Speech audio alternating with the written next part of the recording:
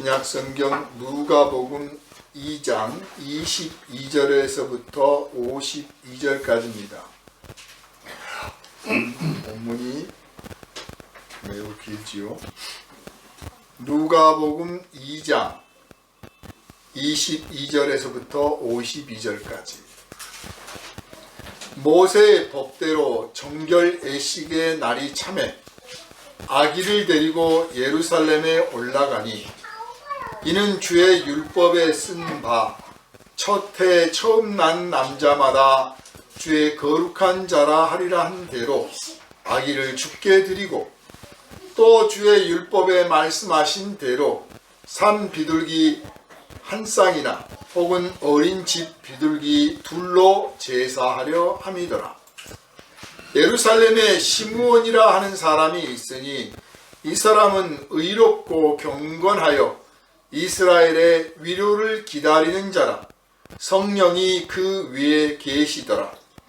그가 주의 그리스도를 보기 전에는 죽지 아니하리라 하는 성령의 지시를 받았더니 성령의 감동으로 성전에 들어가매 마침 부모가 율법의 관례대로 행하고자 하여 그 아기 예수를 데리고 오는지라.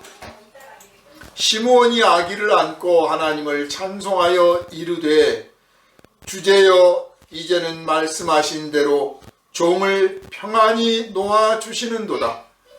내 눈이 주의 구원을 보았사오니 이는 만민 앞에 예비하신 것이요 이방을 비추는 빛이요 주의 백성 이스라엘의 영광이니이다 하니 그의 부모가 그에 대한 말들을 놀랍게 여기더라. 시므온이 그들에게 축복하고 그의 어머니 마리아에게 말하여 이르되 보라 이는 이스라엘 중 많은 사람을 패하거나 흥하게 하며 비방을 받는 표적이 되기 위하여 세움을 받았고 또 칼이 네 마음을 찌르듯 하리니 이는 여러 사람의 마음의 생각을 드러내려 함이니라 하더라. 또 아셀지파 바누엘의 딸 안나라 하는 선지자가 있어 나이가 매우 많았더라. 그가 결혼한 후 7해 동안 남편과 함께 살다가 과부가 되고 84세가 되었더라. 이 사람이 성전을 떠나지 아니하고 주야로 금식하며 기도함으로 섬기더니 마침 이때에 나와서 하나님께 감사하고 예루살렘의 속량을 바라는 모든 사람에게 그에 대하여 말하니라. 주의 율법을 따라 모든 일을 마치고 갈릴리로 돌아가 본 동네 나사렛에 이르니라. 아이가 자라며 강하여지고 지혜가 충만하며 하나님의 은혜가 그의 위에 있더라. 그의 부모가 해마다 6월절이 되면 예루살렘으로 가더니 예수께서 12살 되었을 때 그들이 이 절기의 관례를 따라 올라갔다가 그 날들을 마치고 돌아갈 때 아이 예수는 예루살렘에 머무셨더라.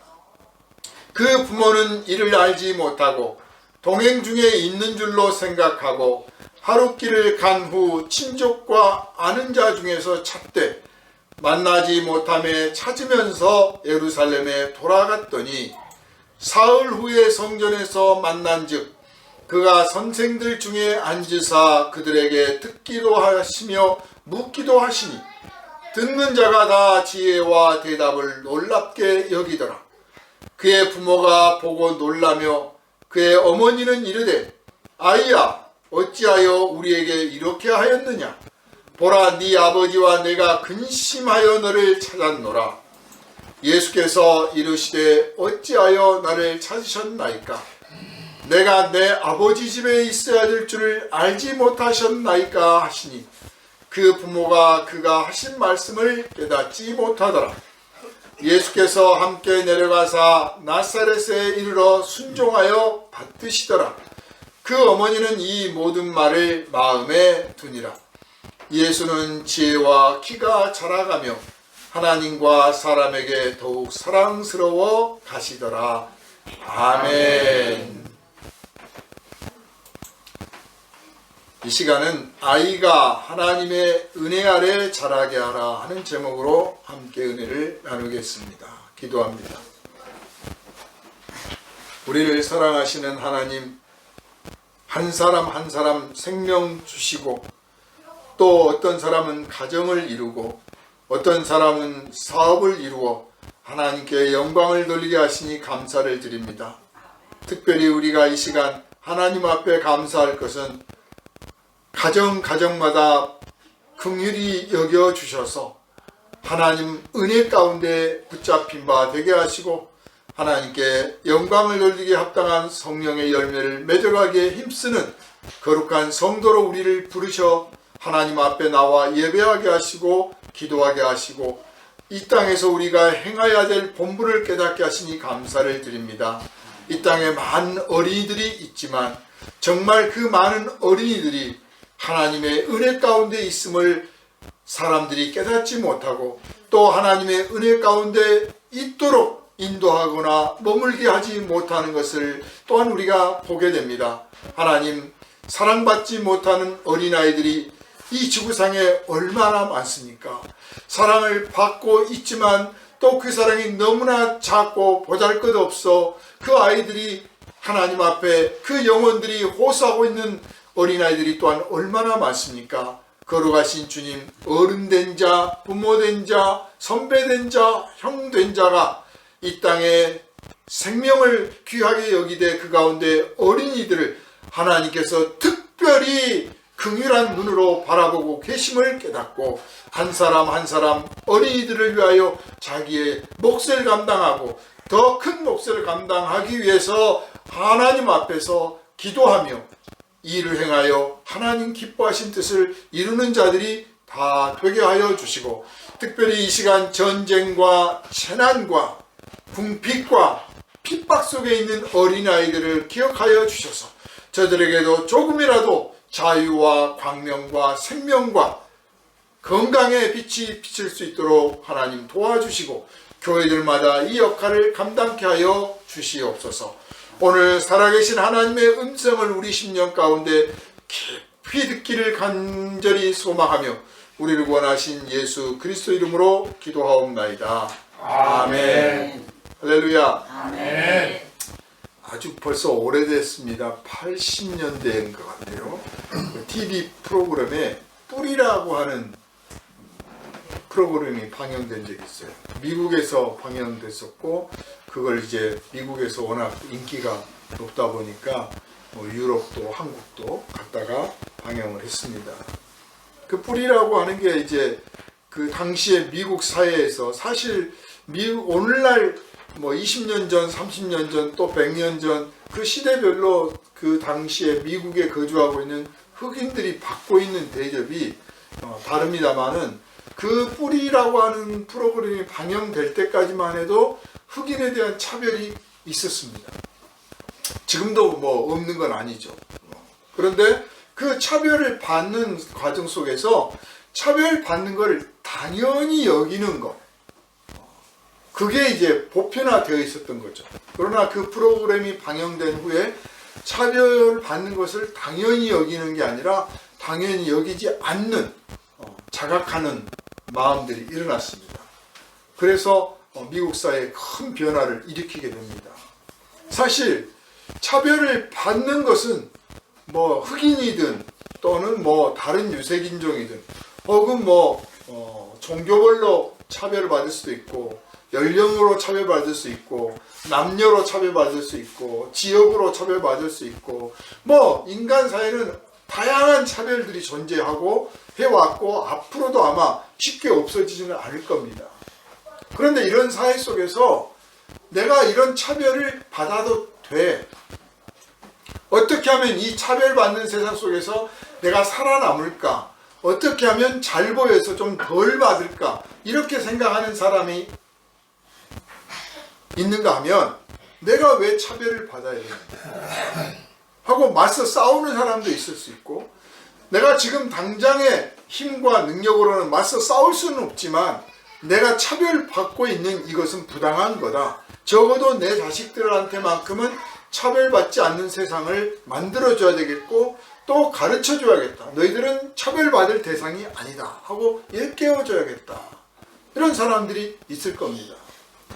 그래서 좋은 세상이라는 것은 해석하기 나름이에요. 기득권, 지배자 이런 입장에서 보는 좋은 세상은 자기들이 마음껏 부려먹을 사람들이 많고 자기들이 마음껏 일을 하고 죄를 저질러도 처벌받지 않고 부를 축적할 수 있고 부를 누리고 물려줄 수 있는 세상이 좋은 세상이라고 할 것이고, 기득권이 아닌 지배를 받거나 억압을 받거나 빼앗기고 있거나 수탈을 당하거나 뭐 그런 극단 경우가 아니라도 경쟁에서 밀리고 나약하고 짓밟힘을 당하고 패배자가 되어 있는 입장에서는 자기들에게도 좀 더 나은 기회가 한 번이라도 더 주어지는 사회, 또 자기는 비록 실패자가 됐지만 그 실패를 자식들한테 되물림해주지 않는 그런 사회, 뭐 그런 사회를 좋은 사회라고 생각할 겁니다. 언제든지 인간 사회는 이 두 가지의 개념들이 서로 충돌하게 되어 있어요. 그리고 이런 양쪽의 대립된 감정을 서로 잘 조화를 이루고 해결해내는 사회적 약속을 만들어내는 사회가 좋은 사회죠. 이걸 못 해내면 늘 충돌이 생기고 불만이 생기고 결국은 전쟁이 일어나게 마련인 것입니다. 이런 관점에서 봤을 때 우리 사회는 어떤 정도의 수준에 와 있는가 한번 생각할 수가 있습니다. 지금이 어쩌면 그게 과도기요 고비다. 조선시대에 태어난 사람은, 양반으로 태어난 사람은 그 상민들을 마음껏 부려도 된다고 하는 사상이 처음부터 있었던 거고, 상민으로 태어난 사람은 그거 지배를 받는 걸 아주 당연하게 생각을 했을 거란 말이에요. 또 일제 때는 어땠습니까? 또 대한민국 건국 초기 때는 또 어땠습니까? 그리고 지금은 어떻습니까? 이제 사람들의 생각이 달라졌지요. 대한민국이라고 하는 사회 속에 살면서 내가 이런 대접을 받는 것은 부당하다. 내가 이걸 당장에 어떤 내 힘과 능력으로 뭐 이걸 극복하거나 해결할 수는 없지만 적어도 내가 이런 대접을 받을 사람은 아니다. 이런 생각을 하는 거죠. 이런 생각을 하는 것 자체가 굉장히 중요한 겁니다. 그 뿌리라고 하는 그 드라마 속에서 이제 저는 뿌리를 보기 전까지는 그냥 흑인 이야기인 줄 알았어요. 그런데 그게 이제 흑인 이야기면서 기독교에 대한 이야기면서 민주주의에 대한 이야기면서 아주 다양한 이야기를 그 속에 담고 있는 거예요. 흑인이라고 하는 그 대접받지 못하고 약자였던 사람들. 그러나 실제로 미국 사회의 그 경제적 기반이 되고 실제로 노동은 그 사람들이 다 했으니까 미국의 부를 이루는데 기여를 했던 사람들, 나름의 기여를 했던 사람들, 그 사람들에 대한 이야기를 하면서 미국 사회의 여러 가지 문제점들을 다 이야기를 했던 것 같아요. 그리고 거기서 많은 사람들이 자각을 했는데 그 드라마 중에 이런 대목이 나옵니다. 아프리카에서 족장의 아들로 잘 살고 있다가 어느 날 갑자기 흑인 사냥꾼의 손에 붙들려 오는데, 그것도 민족 같은 동족 중에 사냥꾼을 돕는 사람이 있는 거예요. 동족 중에 사냥꾼의 앞제비가 있어. 그래서 이제 그 사람이 앞장서서 숨어있는 장소 뭐 이렇게 막 찾아내가지고 결국은 그 일족이 다 붙들려가지고 끌려갑니다. 노예상인한테 팔려가는 거죠. 오는 도중에 많이 죽고 다치고 병듭니다. 여지없이 그냥 바다에다 내던져버리고, 그렇게 해서 와가지고 이제 강제 노동을 하는 거죠. 자기가 이런 대접을 받을 자격이 처음부터 주어진 게 아니잖아요. 그런데 너무 억울하지만 살아남아야 되니까 어쩔 수가 없는 거예요. 말도 안 통해. 사실 미국에서 흑인들한테 영어를 가르치고 성경을 읽게 한 목적은 참 너무나 슬픈 이야기예요.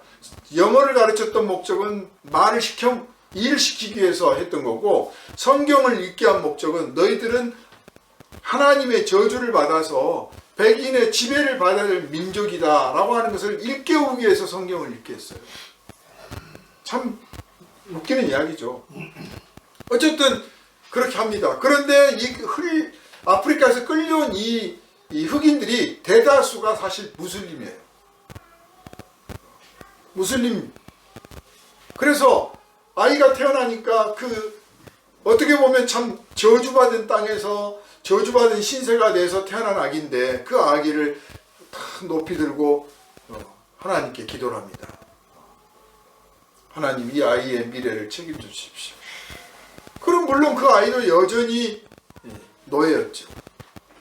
근데 그 아이를 그렇게 했던 아버지가 아이를 기르면서 같이 노예 생활을 하면서 끊임없이 말하는 거야. 내가 아프리카의 족장의 아들이다. 너는 족장의 손녀딸이다. 우리 종족은 아프리카에서 이런 종족이었고 이런 유업을 물려받았고 지금은 아무것도 가진 게 없지만 언젠가는 네가 돌아가라. 그 이야기를 계속합니다. 그리고 그 아이가 또 딸이었는데 그 아이가 또 자라서 결혼하고 또 자기 자식한테 그 이야기를 합니다. 그럼 몇 대 동안 계속 그 이야기를 해요. 그리고 마침내 자기 고향 땅 할아버지의 할아버지의 할아버지의 할아버지의 고향을 방문을 합니다. 가서 그 뿌리를 보는 거죠. 비록 우리가 지금 가난하게 살지만, 비록 우리가 노예지만, 지금 비록 부귀 영화를 못 누리지만 옛날에 우리 조상들은 그렇지 않았다. 당당한 한 민족이었다. 소위 민족 자긍심이요 자결주의의 모습이죠. 미국이란 나라에서는 민족 자결주의를 외쳤는데 아이러니하게도 미국이란 나라가 이 신분차별, 인종차별이 심했던 나라이고 지금도 그러고 있습니다. 사실은 우리들 생각 속에도 은근히 들어있어요. 그래서 그 아이가 결국은 자기의 뿌리를 확인하고 내가 이런 부당한 대접을 받는 것이 당연한 게 아니었다. 이걸 자각을 해야 어떻게 하면 이 현실을 극복할 건가, 타개할 건가, 방법을 찾아내고 힘을 기를 거 아니에요. 그러나 그런 의식조차가 없다면 그냥 그렇게 살다가 그렇게 죽는 줄 아는 거예요. 그냥 그게 당연하다고 생각하고 오히려 이 틀을 깨뜨리는 게 위험하다고 생각하겠죠. 인도가 카스트 제도를 없앴는데도 불구하고 여전히 그 카스트 제도가 보이지 않게 유지되고 있는 것은 너무 오랫동안 세월 동안 이 카스트 제도 속에 있었던 사람들이 우리가 이런 대접을 받아서는 안 돼 라고 하는 의식이 없는 거예요. 그냥 이건 당연한 거야. 왜냐하면 카스트 제도는 정치 제도에 국한되는 게 아니라 종교이거든요. 종교에 기반이 기 때문에 종교라고 하는 게 사람의 의식 구조의 가장 밑바닥에 자리를 잡고 있지 않습니까? 기본이 되는 거죠. 자기도 모르는 사이에 그 종교에 물들어 있는 거잖아요. 그래서 천민, 또 불가촉 천민, 이런 사람들이 우리는 이렇게 사는 게 당연한 거고, 아니 이게 복이야. 이렇게 해서 우리의 업보를 물리치고 갚을 수 있다면 우리는 더 좋은 거야. 더 내가 굳은 일을 해도 돼. 이런 아주 참 이상한 생각들을 하게 된다는 거예요. 오늘 본문을 보면 아기 예수가 태어났을 때부터 참 우여곡절을 겪었잖아요. 그래가지고 이 아이를 이제 하나님 앞에 할례를 받게 하려고 하나님 앞에 나갑니다. 사실 경제적인 상황을 생각하면요, 우리가 하나님 앞에 제대로 된 신앙생활을 하기가 어렵습니다. 내 삶의 경제 여건을 생각하면 아이고 내가 돈 벌기도 바쁜데 그 돈 벌기도 바쁜 시간에 언제 가서 기도하고 예배를 하냐, 또 내가 돈도 먹고 살 돈도 모자란데 무슨 헌금을 하며 자기 그런 입장만 생각하면 사실 끝도 없는 거예요. 그런데 종교라는 게 말 그대로 삶의 기본이요 본질을 다루는 문제라서 내가 비록 가난하고 내가 비록 바쁘고 내가 비록 건강하지 못하고 내가 비록 대접받지 못한 신분일지라도 내가 이거는 해야 나답고 이건 해야 내가 사람답고 내가 이거를 해내야 우리 조상한테 면목이 서는 거 아니냐라고 생각하는 그런 의식이 바로 종교적인 의식인데, 그거를 먼저 하려고 할 때 그 삶을 그 부족한 경제적인 여건이나 사회적인 여건들을 극복해내고 감당해내고 심지어는 이겨나갈 수 있는 그런 에너지가 나오는 겁니다. 마리아와 요셉이 그렇게 잘 사는 사람들이 아니었습니다. 물론 나중에 우리가 성경 기록을 보면 요셉이 그 목수였고, 목수는 상당히 대접을 받는 편이었어요. 신분이 높은 건 아니고, 옛날 사람들은 사실 목수가 해야 될 일이 너무 많은 거예요. 집 하나를 지어도 다 나무로 짓기 때문에 필요할 때 목수가 일을 해야겠죠. 그런데 알다시피 이스라엘 쪽은 대리석이 많아서 잘 사는 사람들은 대리석으로 집을 짓는 거고, 못 사는 사람들은 돌 좀 쌓고 그 위에다가 지붕 얹을 때나 문 만들 때만 나무를 씁니다. 그런데 갈릴리 바닷가에서 생활을 했으니까 아프리카 통나무 배처럼 통나무를 깎아서 배를 만든 게 아니고 나무를 짜서 배를 만드는 일을 하고요. 또 예수님 당신이 직접 비유를 드시기도 했지만 소나 말 끌고 갈 수 있는 도구들, 마차, 바퀴 다 이제 나무로 만드는 거라서 목수가 경제적인 생활은 그렇게 어렵진 않았다. 물론 잘 사는 수준은 아닙니다. 그냥 굶지 않았다는 거지. 왜냐하면 사회가 전반적으로 가난하니까 원래도 못 사는 나라인데다가 이 로마의 지배를 받으면서 세금으로 너무나 많은 걸 빼앗기기 때문에 바퀴 하나 바꾸고 싶어도 못 바꾸는 거예요. 돈이 없으니까. 그 돈도 없는데 거기다가 뭐 비싸게 받겠습니까? 결국은 그냥 같이 더불어 사는 거죠. 그 사회 안에서. 그래서 그냥 돈은 못 벌어도 적어도 굶지는 않았다. 목수가 그런 정도입니다. 그런데 아이가 태어났어요. 태어나니까 이 아이를 하나님 앞에 가서 정식으로 제사를 드려 하나님 앞에 영광을 돌리고 하나님 앞에 영광을 돌리면서 동시에 이 아이의 미래를 책임져 주시기를 맡기는, 처음 난 산의 아이를 주님 것이다, 주님께 바쳐라, 이 말 뜻은 사람 죽여서 바쳐라, 하나님 앞에 재물을 막 바쳐라, 이런 의미가 아니에요. 우리가 많이 오해를 하는데 처음 난 장자를 내가 책임져 주겠다, 그 뜻이에요. 내가 책임져 줄 테니 나에게 맡겨라. 바치란 말은 맡겨라. 이 아이의 일생을 당신이 맡아주십시오. 그래서 마리아와 요셉이 이 아이를 데리고 가서 하나님 앞에 제사를 드립니다. 큰 제물을 바치는 게 아니고 집비둘기 2마리나 산비둘기 1마리. 산비둘기는 잡기가 어려우니까 1마리고 집비둘기는 잡기가 좀 덜 힘드니까 2마리에. 사실 비둘기는 옛날에는 참 지금보다는 더 흔했죠. 비둘기가 잡기가 쉬웠고요. 그리고 기르기도 쉬웠습니다. 그래서 이제 비둘기, 가장 가난한 사람들이 비둘기를 바쳤고 부자들은 소를 잡아서 바치는 거니까요.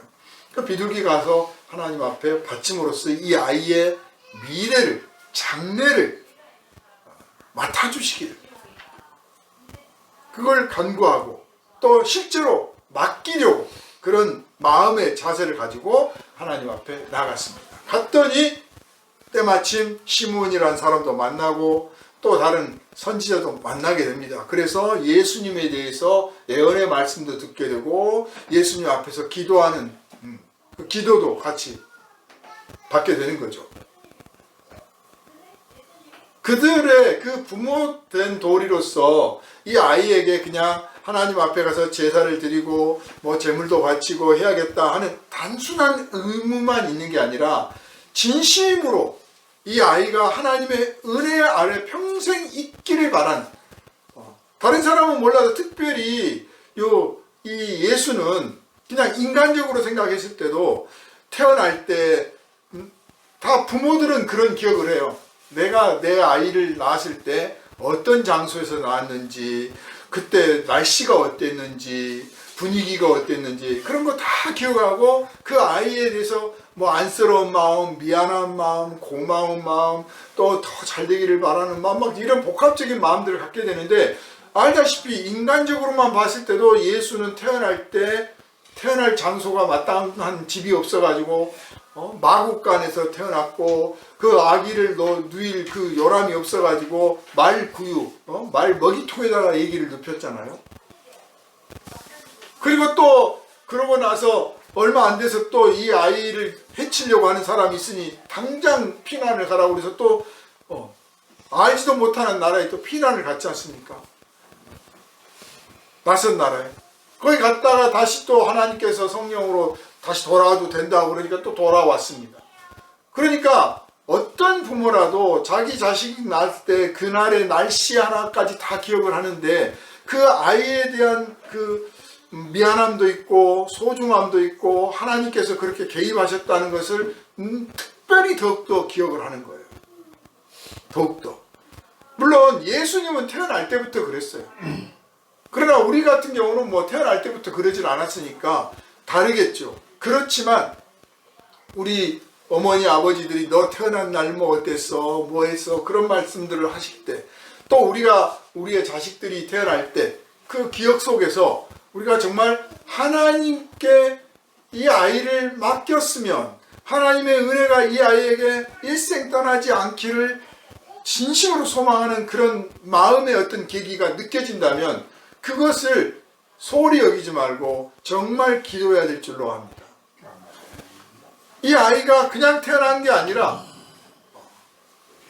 하나님의 성령으로 잉태했고 그걸 잊어먹을 수가 없는 거예요. 태어난 날부터 그 과정들을 생각하면 마리아와 요셉은 이 아이가 하나님의 은혜 가운데 일생 떠나지 않기를 자기들이 품에 안고 길렀기 때문에 하나님의 아들이라고 생각 않죠. 그냥 사람의 아들이죠. 사람의 아들. 우리 아들. 우리 아들. 그런데 그 아들이 처한 현실이 어떻습니까? 경제적으로는 그렇게 넉넉한 편이 아니야. 물려줘봤자 이제 목수일이나 물려줘야 돼. 그래 예수님도 목수를 배웠어요. 목수일을. 그래서 내가 만든 멍에는 가볍고 쉽다라고 표현하셨어요. 당신이 멍에를 만들 줄 아는 거예요. 물려줘봤자 그 기술이나 가르쳐 주는 거예요. 그런데 그 밑에 동생들은 또 줄줄이 있으니까 이 큰아들이 이 동생들을 결혼할 때까지는 다 뒷바라지를 해줘야 되잖아요. 그러니까 이 아이가 책임이 막중해 어깨가 무겁다는 사실 누구보다도 잘 알아. 그런데 정치적인 현실은 어떻습니까? 로마의 지배 아래 있어.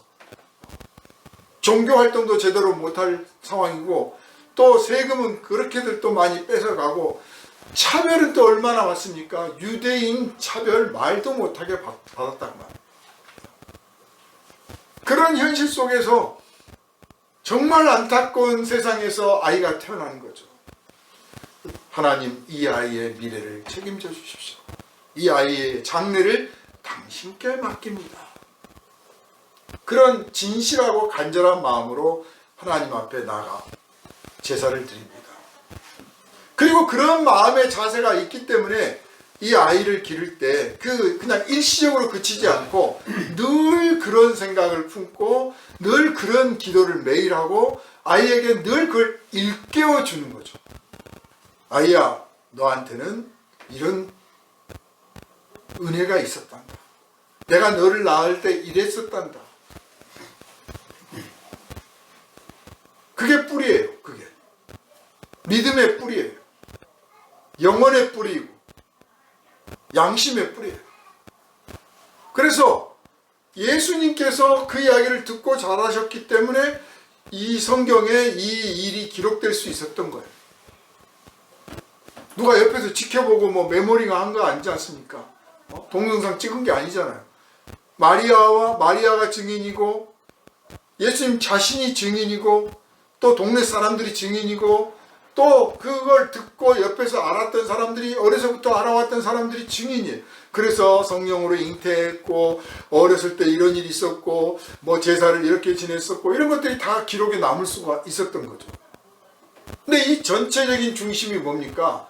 예수가 하나님의 은혜 아래 있었다. 예수를 마리아와 요셉이 그냥 두 사람이 길렀습니까? 얼핏 보기에는 이 마리아와 요셉만 예수를 길렀던 것 같은데 알다시피 우리가 그 잘 아는 이야기 있잖아요. 한 아이를 기르려면 온 마을이 필요하다. 그 아이가 뛰어놀았던 그 공간 또 친구들 그 속에서 너는 하나님의 아들이야 뭐 성령으로 잉태해서 막 강조해가지고 막 뭐 뻐기고 자랑하는 것도 아니야. 그냥 평범하게 그 속에서 자라서 살아가되 또 그러면서 너에게는 하나님의 은혜가 있어. 너를 향한 하나님의 큰 뜻이 있단다.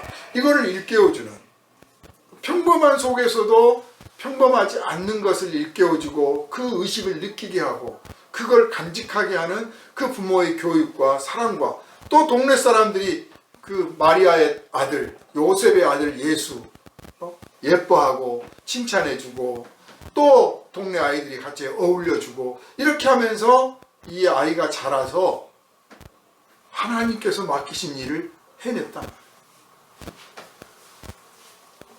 어떻게 생각하면 사람들이 돌봐주고 마리아와 요셉이 그냥 부모로서 당연히 해야 될 사랑을 베풀었을 뿐인데, 당연히 해야 되는 거죠. 당연히. 심지어는 우리가 왜 동물의 세계에서도 보면 그냥 동물들도 자기 새끼를 잡아먹으려고 하는 뭐가 짐승이나 뭐가 오면 자기 목숨 걸고 막 싸워서 지키잖아요. 동물도 그래요. 사람은 안 그랬으면 더하지. 사람에게는 생각도 있고 지혜도 있는데 동물과 비교할 수 없을 만큼 더 처절하게 자기 자식을 지키려고 하죠. 단지 그런 상황이 없었을 뿐이죠. 그런 상황이 있게 되면 전쟁 중에 한국 전쟁이라든지 뭐 어떤 전란이나 재난이나 이런 걸 닥쳐보세요.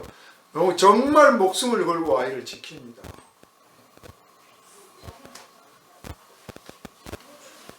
그런 역할을 해낼 때 그냥 그 두 사람만 한 게 아니고 두 사람을 중심으로 해서 동네 사람들이 다 했더니 이 아이 예수가 잘 자라서 잘 자랐어요. 얼마큼 잘 자랐느냐? 하나님 앞에 예루살렘에 가서 제사를 드리고 돌아가는데 아이가 안 보여. 그래서 어디 갔나 하고 찾고 찾다가 다시 이제 예루살렘으로 돌아가는 거예요. 찾으려고. 가서 봤더니 예수께서 사람들을 불러 모아놓고 특히 이제 성경 꽤나 아는 분들한테 앉아가지고 성경을 가지고 질의응답을 하고 있더라. 그래서 거기서 야단을 칩니다. 너 왜 이래? 깜짝 놀랐지 않냐? 우리 큰일 난 줄 알았어. 나와 네 아버지가 얼마나 찾았는데. 그랬더니 예수께서 대답을 뭐라고 합니까? 내가 내 아버지 집에 있어야 될 줄 몰랐습니까? 그랬어요. 마리아가 네 아버지가 너를 얼마나 찾고 그랬는데 라고 했더니 내가 내 아버지 집에 있어야 될 줄 몰랐습니까? 그랬어요. 자, 이 부분을 가지고 우리가 학자들 또 고민들을 많이 합니다. 이렇게 하나님을 아버지라고 생각하게 되는, 진짜로 생각하게 된 계기가 뭘까? 이걸 이제 신앙 용어로 뭐라고 정의하는 게 중요한 게 아니라 왜? 언제부터 그랬을까? 누가 가르쳐줬을까? 하나는 성령으로 잉태하셨기 때문에 성령께서 예수에게 자각하도록 나는 하나님의 아들이다 하고 자각하도록 하셨다는 거예요. 그런데 예수 안에는 하나님도 계시고 예수는 또한 인간이잖아요. 이 자각하는 것과 자기 생각과 일치가 안 되면 사람이 어떻게 돼요? 미치죠. 여러분의 영혼, 여러분의 정신세계와 또 다른 생각이 일치하지 않으면 어떻게 됩니까? 정신이 오락가락하는 거예요. 그런데 그게 일치가 되었기 때문에 당연하게 생각하고 행동을 해요. 누가 보면 그 진실을 모르는 사람이 볼 때는 얘가 과대망상에 빠졌거나 종교에 너무 심취됐거나 좀 이상해졌거나 그런 거예요. 근데 그때 나이가 무슨 종교에 심취할 나이도 아니에요. 그런데 예수께서 내가 내 아버지 집에 있어야 될 줄 몰랐습니까? 그랬어요. 이거는 성령께서 일깨워 주셨으면서 또한 동시에 그 전에 마리아와 요셉이 너는 성령으로 잉태하였고 하나님의 은혜가 너에게 머물고 있으며 너희가 할례를 받던 날 예언자가 이렇게 말씀하셨고 너를 위해서 기도하신 분이 있는데 하나님의 그리스도를 만나기 전까지는 절대 죽지 아니하리라고 하셨는데 너를 안고 갈 때 네 앞에 와서 그 말씀을 하면서 네가 바로 그 사람이라고 했다. 너는 하나님의 특별한 사람이야 하고 늘 말해왔기 때문에 예수가 자라면서 그 말을 헛되이 여기지 않고, 부모가 말해주는 말은요, 부모가 하신 말씀은 소홀히 하는 것 같지만 아이들의 심령에 심어져요. 그래서 부모가 하나님 앞에 기도하고 부모가 하나님 앞에 찬양을 하잖아요. 그럼 아이는 안 하는 것 같은데 따라서 해요. 부모님 앞에 감사하고 부모님이 하나님 앞에 성경을 읽잖아요. 아이는 성경을 안 읽는 것 같은데도 성경을 사랑해요. 가까이 하게 돼 있어요. 그러니까 요셉과 마리아가 예수에게 너는 성령으로 잉태하였고 내가 너를 성령으로 잉태해서 낳은 거야. 너 할례 받을 때 벌써 그게 징조가 있었어. 너 뭐 태어났을 때 어땠어? 그런 이야기를 이야기처럼 하지만, 지나간 이야기처럼 하지만 아이는 듣고 마음에 새기는 거예요. 그게 새겨지도록 해야 되는 거예요. 근데 우리는 주로 잔소리, 신소리, 못마땅한 짜증나는 소리들은 막 아이한테 하면서 너는 하나님의 은혜 가운데 태어났고 너에게는 하나님의 은혜가 머물고 있고 너는 하나님의 사랑을 받은 사람이요 너는 하나님의 사명자야. 그걸 막 강요하는 게 아니라 그럴 때 그 말을 들었을 때 나도 놀랐다. 참 신기했다. 막 이렇게 하면 아이가 자기 삶의 뿌리가 무엇인지를 생각하고 자기 삶의 미래가 그 뿌리와 어떻게 연결되어야 되는지를 서서히 정리해 갑니다. 그래서 결과가 어떻게 됐습니까? 사실 그냥 인간적으로만 봤을 때요, 하나님의 아들이다 이걸 떠나서 인간적으로만 봤을 때도 요셉과 마리아가 아기 예수를 잘 돌보고 길렀더니 또 그 나사렛 동네에서 그 예수를 박대하고 왕따시키고 그러지 않고 서로 예뻐하고 칭찬도 해주고 격려도 하고 그렇게 해서 그냥 그 마을에서 같이 해줬더니 나중에 예수가 온 인류를 위하여 십자가를 지는 사람이 됐어요. 한 어린이를 똑바로 기르면, 잘 기르면, 사랑으로 길러주면 이 아이가 그 사랑 하나로 끝나는 게 아니라 그냥 부모에게 그 사랑 갖는 것으로 끝나는 게 아니라 훨씬 많은 수십, 수백, 수천, 수만 배로 세상에 그 사랑을 갚는 사람이 된다는 것을 성경이 보여주고 있는 것입니다. 마리아도 생각 못했을 거예요. 뭐 요셉은 일찍 죽었으니까 더 말할 나이가 없죠. 자신이 낳아서 기른 아이가 온 인류를 위하여 대속의 제물이 되고 많은 사람이 따르는 훌륭한 선생이 될 거라고 하는 것을 어디 짐작이나 했겠습니까?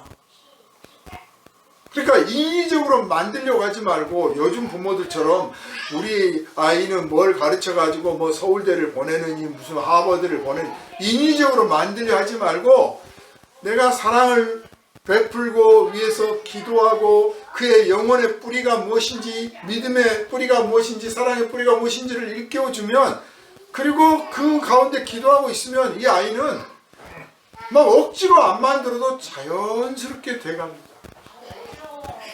환경과 처지와 여건이 도무지 그렇게 안 될 것 같은데 그 몫을 해내요. 솔직히 뭐 우리나라 같으면 서울대를 나온 사람들이 우리나라에서 좋은 일 합니까? 그래, 미국 사회에서 하버드 나온 사람들이 미국 사회에 좋은 일들을 그렇게 많이 합니까? 사실 안 그래요. 그건 그냥 그 아이 한 사람 잘 먹고 잘 사는 정도에 그치고 마는 거예요. 오히려 그동안에 배웠던 지혜와 지식과 머리의 이 기술을 가지고 사람을 이용해 먹고 심지어는 해치는 일을 서슴없이 저지를 수도 있죠. 그 영혼은 어떻게 타락한지, 어떻게 부패하고 어떻게 소멸되고 있는지 깨닫지도 못하고 그런 짓을 할 수 있습니다. 그러나 정말 사회를 위해서 봉사하고 활동하고 구제도 하고 또 기도하고 그렇게 하는 사람들을 보면 그렇게 뭐 열심히 막 배우고 뭐 했던 사람도 물론 한둘은 있겠지만 그냥 평범한 속에서 자랐던 사람들이 평범한 일상 속에서 자기들이 받은 사랑을 갚아나가는 거예요. 되돌려주는 거죠. 예수는 그런 분이에요. 그냥 무슨 명문 집안에서 당시에 이 예수님 당시에 뭐 학교가 없었겠습니까? 출세 코스가 없었겠습니까? 얼마든지 있었던 거죠. 당시에 왕도 있고 귀족도 있었고 유명한 학문 뭐 계층도 있고 다양한 사람들이 있는데 예수는 그냥 마리아의 아들 요셉의 아들로 태어나서 그냥 평범하게 자랐는데 마침내 해낸 일이 큰 일이고 위대한 일인 거예요. 우리가 아이를 기를 때 마침내 큰 사람이 되도록 그걸 바라보고 그걸 기대하면서 그냥 평범하게 기르면 하나님의 은혜가 그 위에 떠나지 않는 한은 반드시 해내게 될 줄로 압니다.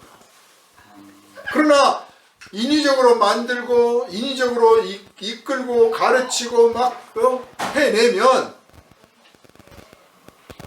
당장 눈앞에는 뭔가 이루어질 것 같은데 사실 자기 앞가림이나 겨우하고 혹은 자기가 가진 그걸로 사람을 괴롭히는 사람이 되는 일도 허다하게 나온다.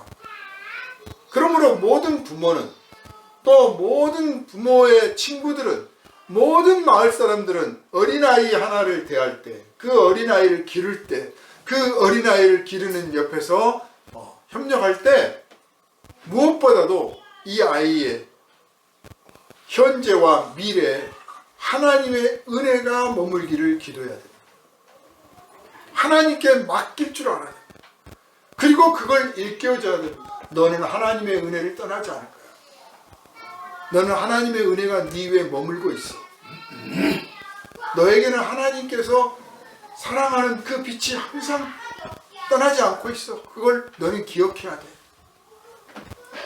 이렇게 말해주고 본인도 기억하고 또 그렇게 행동한다면 당장 뭐 공부를 그렇게 특출나게 잘하는 게 아니고 무슨 뭐 예능이 특별한 거 아니고 당장 뭐 대단한 사람이 아닐지라도 세월이 지나가면서 삶의 연륜이 쌓이고 영역이 넓어져 가면서 점점점 더 많은 사람들을 위하여 일할 수 있는 기회를 찾게 되고 반드시 해낸다. 이게 오늘 교육에 필요한 것입니다. 예수님의 성장 과정은 사실 기록들이 별로 없어요. 오늘 본문에서 본 것처럼 그냥 뭐 그렇게 할례를 받았다더라. 그리고 어느 날 집을 돌아가는데 부모가 아이를 찾아야 될 만큼 부모에게서 떨어져 있었다. 그리고 가서 봤더니 내가 내 아버지와 함께 내 아버지 집에 있어야 될 줄을 몰랐습니까? 육체의 아버지도 아버지지만 육체의 아버지가 아니라 내 영혼의 아버지, 실제로 내 아버지라고 하는 자각이 이미 있었다는 거예요. 그래서 특별한 일이 없어요. 뭐 외경, 가경, 가짜 성경들 뭐 거기에 보면 예수님이 뭐 어떤 기적을 어렸을 때부터 했다 막 그런 이야기들 전설 따라 함철이 같은 이야기들이 막 있어요. 마른 멸치를 갖다가 잡아가지고 물에다가 탁 놨더니 그 멸치가 살아서 돌아다녔대. 그런 기적을 어렸을 때부터 했었어야 예수님이 대단한 사람이라고 생각하는 사람들이 참 많은 것 같아요. 그러나 그렇지 않습니다. 예수님이 위대하신 것은 죽은 자를 살려내고 나병 환자를 고쳐내고 소경의 눈을 뜨는 그 놀라운 기적을 행한 것도 물론 대단한 사람이지만 인류를 위하여 하나님의 나라의 비밀을 가르쳐 주시고 또 친히 속죄의 제물이 되셨다고 하는 것에 있는 거예요. 그리고 그 가르침과 그 대속의 사건이 그냥 한 사람의 허황된 영웅심이나 잘못된 종교적인 그 신념에 빠진 광신적인 행동이 아니라 그가 하나님의 은혜와 능력을 받아서 하나님께서 함께 하시고 도우셨기 때문에 이런 권능과 기적들을 행하신 것이다. 따라서 그의 행동, 그의 가르침, 그가 이루신 사건들 또한 하나님의 뜻 가운데서 나오는 거다라고 하는 것을 반증하기 위해서 설명하기 위해서 그런 기적들을 행하신 것이지 그냥 그 기적을 행하는 것 그 자체로 끝날 목적이 아니다. 만약 예수님이 그런 기적을 행하시지 않으셨다면 아마 제자들도 따르지 않았을 거고 예수님이 십자가를 졌어도 깨닫지도 못했을 거예요. 그래서 그냥 그 십자가의 사건이나 하나님 나라의 복음을 전하실 목적으로 이런 기적들을 행하신 것이고, 또 그만큼 이 백성들을 불쌍히 여기고 안타깝게 생각하셔서 당장의 고통과 당장의 눈물을 닦아줄 목적으로 그렇게 하셨던 것이다. 그런데 그런 사랑은 물론 성령께서 함께 하시고 성령으로 잉태하신 분이니까 하나님의 그 거룩한 사랑으로 충만하여져 있는 분이기 때문에 그러셨기도 했지만, 사실 요셉과 마리아와 그 동네 사람들이 아이를 사랑으로, 특별히 하나님의 은혜를 생각하고 하나님께 이 아이를 맡기려고 했던 그 신앙의 중심을 변치 않고 지켰기 때문에 예수께서 성장하여 어른이 되어서 마침내 그 거룩한 일을 해내셨다라고 보는 것이 맞습니다. 사랑하는 여러분, 오늘 우리 사회가 가정교육이다, 어린이 교육이다, 이렇게 고민들을 하고 정말 애를 쓰고 노력들을 하고 합니다. 우리가 어렸을 때부터 많이 들었던 맹모 삼천지교 있잖아요. 그 맹자 어머니만 그랬겠어요? 요셉과 마리아는 안 그랬을 것 같습니까? 성령께서 그 아이가 성장하는 과정에서 그 마을이 잘못된 것을 배우고 가르치고 그리고 거기서 영원히 성장하지 못할 것 같았으면 성령께서 그 마을에 살도록 내버려 두셨겠습니까? 아니, 성령이 하시지 않았다고 해도 요셉과 마리아가 그 안 좋은 마을에서 예수가 살도록 내버려 뒀겠습니까? 맹모 삼천지교처럼 얼마든지 이사를 했을 거예요. 그런데 그렇게 하지 않았던 것은 그 나사렛이란 그 마을이, 그 동네가 한 아이가 건강하게, 그 심신이 건강하게 잘 자랄 수 있는 좋은 마을이었다는 것을 반증하고 있는 거예요. 거기를 안 떠났어요. 그리고 성경이 이미 나사렛 사람이다, 될 거다라고 하는 것을 이미 예언을 하고 있었어요. 그래서 결국 예수께서는 거기서 성장기를 보냈고, 그 결과가 예수의 성인 되어서 하신 모든 행동 속에 나타나는 거예요. 그래서 그냥 하나님의 아들이다를 빼고도 정말 예수께서 그 예수의 어머니 마리아와 요셉이 한 아이를 잘 가르치고 잘 길렀더니, 한 마을이 잘 보살폈더니 결국은 이스라엘을 위하고 나아가 인류를 위한 큰 일꾼이 되더라 하는 것을 보여준다고 합니다. 그래서 이거를 먼저 한국 사회가 회복해야 됩니다. 먼저 교회가 그걸 회복해야 됩니다. 교회는 정신을 바짝 차려야 돼요. 아이를 그냥 기계적으로 종교적인 사람이 되게 하려 하지 말고, 정말 하나님의 은혜가 머물기를 소망하고 하나님의 은혜 가운데 성장하기를 부모가 소망하고 그 아이에게 그걸 일깨워주는 행동을 해야 됩니다.